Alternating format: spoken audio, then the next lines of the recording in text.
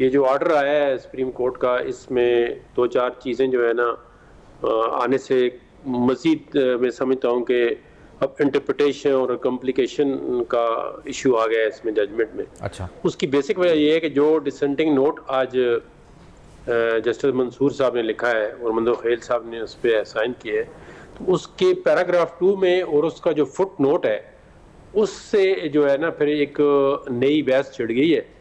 اور یہ معلوم یہ ہوتا ہے کہ انہوں نے کہا ہے جی کہ یہ جو 23 فروری کا آرڈر تھا، it will be the part of this order. ایک بات ذہن میں رکھیں تو ابھی تک ڈیٹیل ججمنٹ نہیں آئی. جو آج بھی آرڈر آیا ہے وہ شارٹ آرڈر ہے، اور اس طرح ایک 23 کو آرڈر ہوا ہے، پھر 24 کو کیس گیا. اب 24 کا آرڈر تو سامنے نہیں ہے، پھر آگے 25 اور 26 جو ہے وہ آگے ہفتہ وہ سیچرڈے اور سنڈے، پھر 27.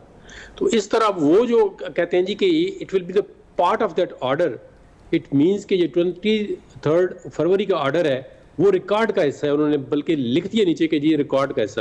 اب ریکارڈ کے حصے میں تو اس کو سپریم کورٹ کے دوسرے 3 ججوں نے اوور رول نہیں کیا، تو اس کو اگر وہ آپ کو جائنٹلی کریں یا اس طرح کریں تو پھر وہ پرابلم یہ بنتا ہے کہ وہ 4 جو جج ہیں اس بینچ کے اندر جو تھے، 23 کو تو بینچ بنا ہوا تھا، 24 کو بھی بنا ہوا تھا.